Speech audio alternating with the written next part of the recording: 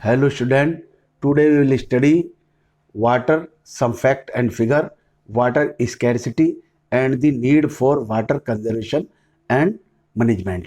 तो water resource, some fact. 3/4 of the earth surface is covered with water.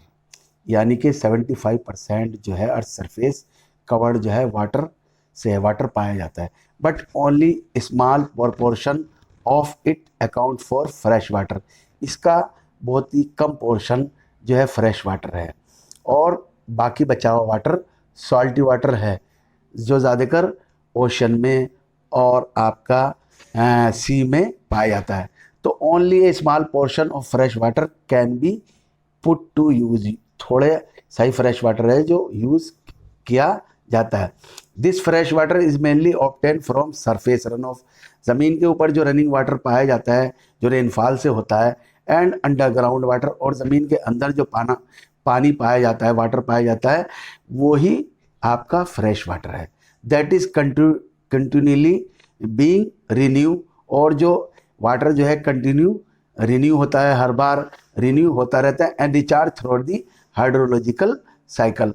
और ये जो ज़मीन के अंदर जो पानी पाया जाता है ये जो रिचार्ज होता है थ्रू हाइड्रोलॉजिकल साइकिल से होता है. हाइड्रोलॉजिकल साइकिल क्या है कि ज़मीन के ऊपर जो वाटर पाया जाता है वो एवोपरेट होता है आपका, चाहे विंड से हो चाहे आपका हाई टेम्परेचर से हो. एवोपरेट होने के बाद उसे एवोपरेशन कहते हैं. स्काई में जाने के बाद वो क्लाउड बन जाता है, कंडेंस होता है, और उसके बाद वाटर नीचे ज़मीन के ऊपर आता है. उसको सरफेस रन ऑफ बोलते हैं वाटर. और उसके बाद कुछ वाटर उसका अंडरग्राउंड में चला जाता है. तो वाटर इज़ इसे ही हाइड्रोलॉजिकल साइकिल बोलते हैं. तो all water move with in the hydrological cycle ensuring that water is renewable. और ये सुनिश्चित करता है कि वाटर एक रिन्यूएबल रिसोर्स है, क्योंकि पानी का movement from ocean, seas, lakes, pond से स्काई में होता है, और स्काई से फिर आपका ग्राउंड पे और फिर वहीं चला जाता है. इसी वजह से इसको हाइड्रोलॉजिकल साइकिल कहते हैं. 96.5% of the total volume of world water is estimated to exist as ocean. यानी कि जितना भी वाटर पाया जाता है उसका मैक्सिमम पार्ट यानी कि 96.5% जितना वर्ल्ड का वाटर है वो ओशन के अंदर पाया जाता है जो साल्टी वाटर है. ओनली 2.4 एज फ्रेश वाटर, और 2.5% फ्रेश वाटर है. और फ्रेश वाटर का 70% कहाँ पाया जाता है? ये आइस शीट, जो बर्फ़ की जो शीट पाई जाती हैं आपके ग्रीनलैंड में या अंटार्कटिका में जो पाई जाती है, ग्लेशियर्स जो पाए जाते हैं माउंटेनस एरिया में पाए जाते हैं, ये सब फ्रेश वाटर कहलाता है. While a little less than 30% is stored as a ground water in the world aquifer. और फ्रेश वाटर का 30% से कम जो स्टोर है वो वर्ल्ड के अंडरग्राउंड में मतलब ज़मीन के नीचे पानी पाया जाता है. India receive nearly 4% of the global precipitation. जितनी भी इंडिया जो रिसीव करता है ग्लोबल, जितनी भी बारिश होती है उसका 4% जो है इंडिया रिसीव करता है. और and rank 133 in the world in term of water availability. अगर वाटर अवेलेबिलिटी की पर पर्सन बात करें हम, तो इंडिया की रैंक 133 है, जो बहुत अच्छी नहीं है. बाय 2025 तक के it is predicted that large part of India will join countries और region having absolute water scarcity. तो ये प्रेडिक्शन किया जा रहा है, भविष्यवाणी की जा रही कि लार्ज पार्ट ऑफ इंडिया 2025 तक के उन कंट्रीज से जुड़ जाएगा जिन कंट्रीज के अंदर वाटर की स्कैर्सिटी है, वाटर की प्रॉब्लम है. और वाटर आपको मालूम है वेरी इंपॉर्टेंट रिसोर्स है जो हर चीज़ में काम आता है. तो वाटर स्कैर्सिटी, वाटर की कमी, and the need for fresh water for water conservation and management. तो वाटर की कमी और वाटर को कंजर्व और मैनेजमेंट ज़रूरी है. कमी होने की वजह से, क्योंकि water is a very important resource, इसकी कमी को दूर करने के लिए वाटर को कंजर्वेशन करना पड़ेगा और मैनेजमेंट करना पड़ेगा, क्योंकि water is a very important resource. Given the abundance and renewability of water it is difficult to imagine that we may suffer from water scarcity. आपको मालूम है कि वाटर जो है रिन्यूएबल है, यानी कि we can use again and again. मगर ये फिनिश नहीं होगा, और वाटर अबंडेंस भी है और वाटर बहुत ज़्यादा पाया भी जाता है। तो ये बड़ा डिफ़िकल्ट है कि हमें इमेजिन करना कि वाटर की कमी हो सकती है, वाटर की स्कैर्सिटी होती है, हो सकती है। The moment we speak of the water shortage, अगर जब भी हम वाटर शॉर्टेज के बारे में बात करते हैं तो हमारा we immediately associate with a region having low rainfall, उससे ही रीजन से हम एसोसिएट करते हैं जिन एरिया में रेनफॉल कम है, तो वहाँ वहीं से हम उसको ही कनेक्ट करते हैं कि वाटर की शॉर्टेज उन्हीं एरिया में है जिन एरिया में रेनफॉल कम है। ये those that are drought prone, ये जहाँ सूखा पड़ता है, ये जहाँ सी जो है पानी नहीं पाया जाता, तो उन एरियाओं में कहते हैं कि ड्रॉट प्रोन एरिया, उन्हीं को हम वाटर की स्कैर्सिटी बोलते हैं कि उन्हीं एरिया में पाया जाता है। वी स्टेंटली विजुलाइज, ये हमारा अनुमान है कि desert of Rajasthan particularly facing this problem water scarcity, और वहाँ की जो वुमेन होती है balancing many matka, earthen pot मतलब सिर पे रख के मटका वो चलती हैं, use for collecting and storing water, पानी को इकट्ठा करने के लिए, स्टोर करने के लिए और कलेक्ट करने के लिए। वो they travelling a long distance to get the water, पानी को लाने के लिए वो लंबे लंबे कई किलोमीटर चलती हैं, क्योंकि वहाँ पानी की स्कैर्सिटी ज़्यादा है राजस्थान के अंदर।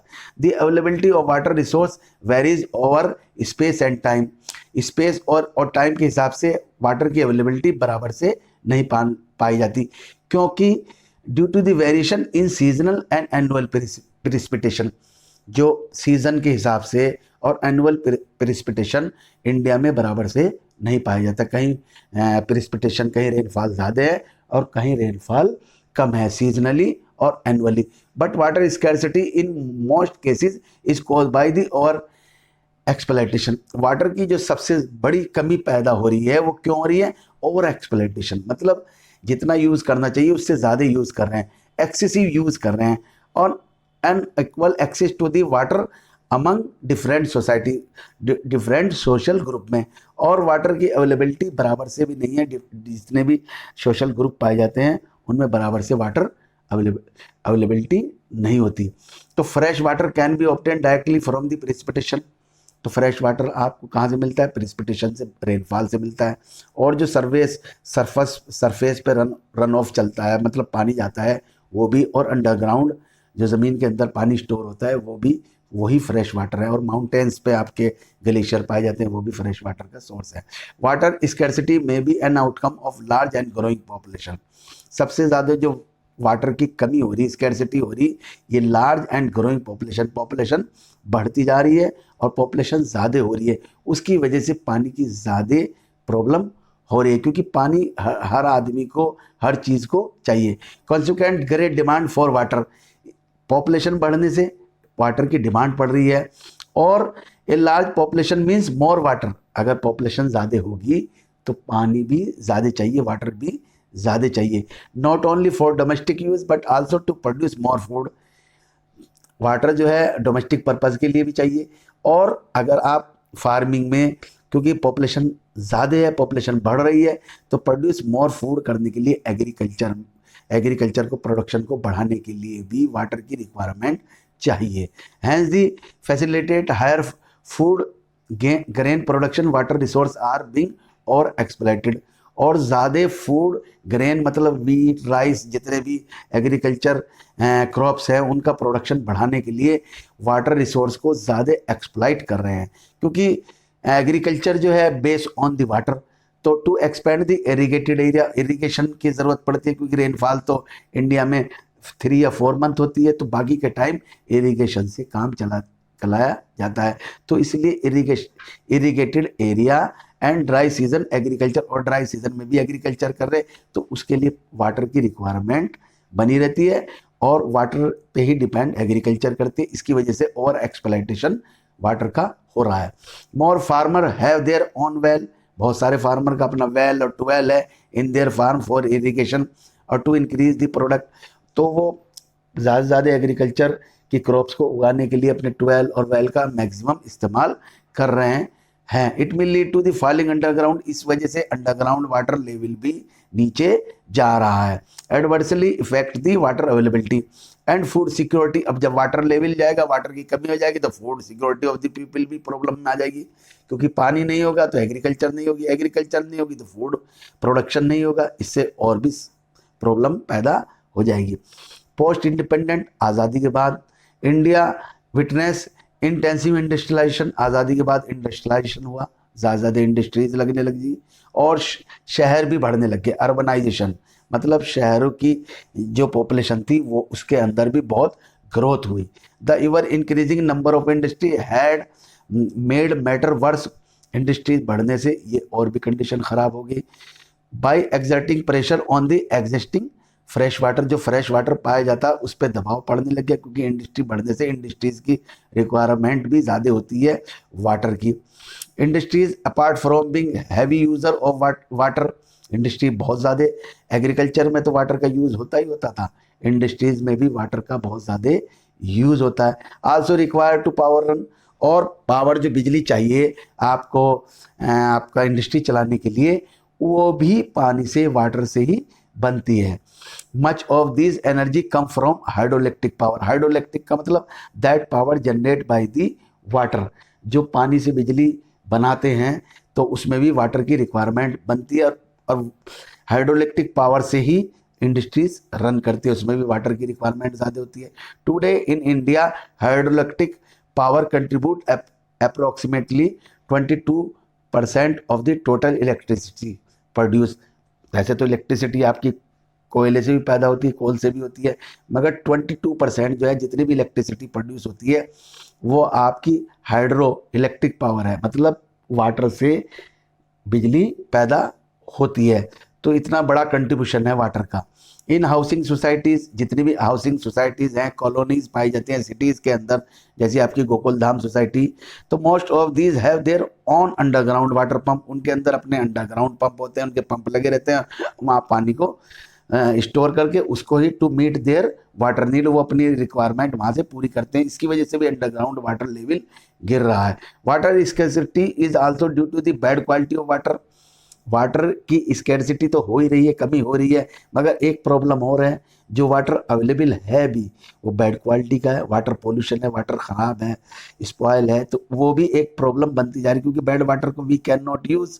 तो वाटर स्कैर्सिटी इस वजह से भी हो रही है, जो पानी है वो वाटर पोल्यूशन की वजह से वो बैड क्वालिटी होगी, इस वजह से भी वाटर को यूज़ नहीं कर सकते हम।